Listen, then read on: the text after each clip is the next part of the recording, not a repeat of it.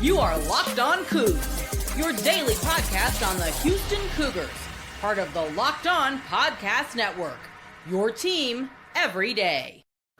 Park Rangers Locked On Cougs here, and big news of the football program in a positive sense for Houston on Tuesday was that Conner Weigman has, publicly said he plans on being back next season. I think this is a good thing. I would argue this is a good thing for Houston.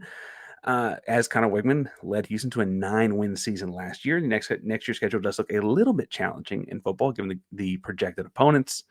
However, I'd say that it's another season for Conner Weigman to have another successful year. The big question around this, though, was with 5-star, number one in America prospect Keisean Henderson coming in, also playing quarterback, would Weigman want to stick around and compete, share reps, etc., with Keisean? Keisean and Weigman are both local kids, obviously a little different high schools, Bridgeland versus Legacy School of Sports Sciences. I would also think, though, that the difference is that Weigman brings a fifth year of experience. He played in the SEC for a second before coming to Houston, started a whole season at Houston. Keisean Henderson's coming fresh out of high school. And I think that Keisean's going to be a big-time player. I'm very confident in the future he's going to build, I should say, at Houston. But when do you throw him the keys? And a lot of people are wondering, okay, does that mean you redshirt Keisean? Does that mean you, I don't know, bench Keisean? Does that mean you compete it out, and if Weigman loses, he gets benched? Like, what does this look like for the Houston Cougar offense and Slade Nagel and Sean Bell, and apparently Michael Bishop, who is coaching Keisean Henderson in high school, Kansas State legend, probably more notably for this context, Lynn Junior College legend when he played for Willie Fritz, will be on offensive staff, looks like, this fall as well. What does this look like? And I don't want to say best, the first to come to mind example of a true two-quarterback system working to me was the 2006 Florida Gators, which are ironically in a very similar situation, kind of.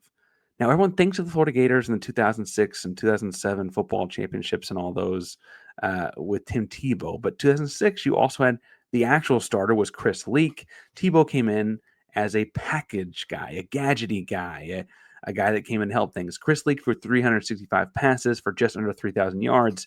Tebow threw just 33 passes. But Tim Tebow was second on the team in rushes and rushing yards and led the team in rushing touchdowns. Now, obviously, Tim Tebow and Keisean Henderson are very different runners. Tim Tebow is big, strong, goal line package, Mike Allstott type of runner. Keisean Henderson is a lot more wiggly, a lot more elusive, a lot more speed, right? And frankly, I think Chris Leak and Conner Weigman have their own comparative differences, and I don't mean to make them alike at all. But in this instance, you have the veteran that's been here before, won games for, you've been successful with. I'd say 9-3 is pretty successful with Conor. And the other side is a upstart freshman with high potential and a great character guy you want your program built around. And I think that in both instances, you're kind of doing a disservice to only play one quarterback or the other. If Florida had only played Chris Leak and redshirted Tim Tebow, I don't know that they're a national champion. If Houston only plays Conner Weigman and doesn't play Keisean Henderson, I don't know if they're hitting their max potential either. Now, I do think one key aspect of what the Florida Gators had in 2006 versus Houston in 2026, 20 years later, will have is that Tim Tebow had a goal line style package because of his running style. I don't think you do that with Keisean. I don't think it's a goal line style package, but I do think that Keisean could have a spread out style package, a thing that he is in when he comes in. It's a certain set of personnel, be that 11, one tight end, one running back, or whatever, and you spread it out. You might even do something funky like pods or whatever to make the defenses prepare for it all week, because it will be a different kind of offense than you have with Conor. I also think that something weird like that would be a great wrench to throw in general. I kind of like funky offense. I think easier to practice funky offense than it is to prepare for a funky offense as a defense. So I kind of think it's advantage offense there, but whatever. I think that having these sorts of packages for Keisean to work him in are smart. They get him involved, and it's a very easy. It's like for a freshman quarterback, it's very digestible. It's something he can take in. He can get his feet wet, get his feet under him, etc. You can utilize his talents and skills to win games. And listen, we need to be honest with something. We are extremely lucky, knock on wood, that Conner Weigman finished the season for Houston. His whole gripe coming into Houston was that he was injury prone. He got injured twice in his 2 years of start as a starter at A&M, tried to play through it the second year and didn't go very well. At Houston, he got dinged up a little bit here, a little bit there, but overall, pretty good year of health for him at Houston last year. Next season, you hope you're as lucky. You plan to be as lucky. You work it as if you're going to be as lucky. But the quarterback position is also the position that the 11 defensive players want to hit really hard.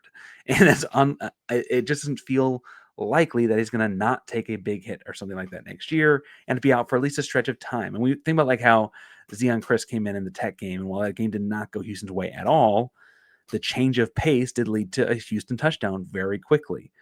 Keisean being a package guy as a freshman will mean he's frankly comfortable leading an offense if and when his turn comes because of an injury. And so as opposed to having him redshirting and then just, okay, we got to tear the redshirt and throw him into the fire in game 6. Sorry, I hadn't played yet, kid. Like that, to me, is a lot less fair to Keisean.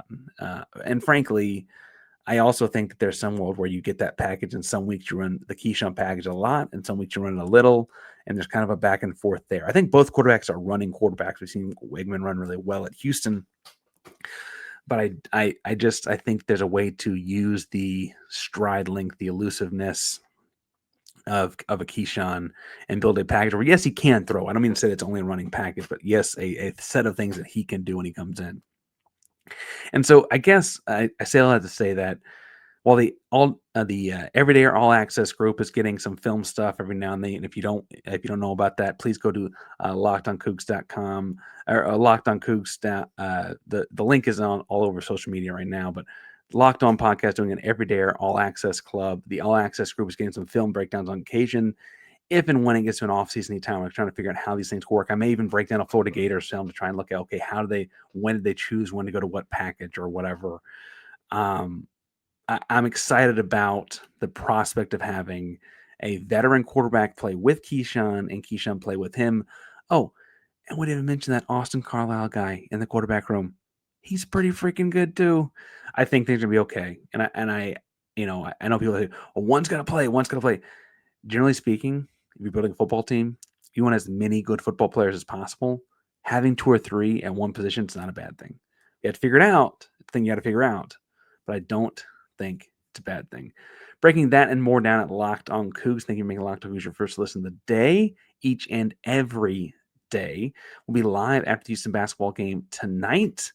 They play Jackson State. Should be a fun one to get some guys in action after a big one over Florida State over the weekend. Hit subscribe, hit the bell so you know when we go live. Thank you for listening to Locked On Cougs for the day and making Locked On Podcast Network, the number one sports podcast network in the world. It means your team every day. Go Cougs.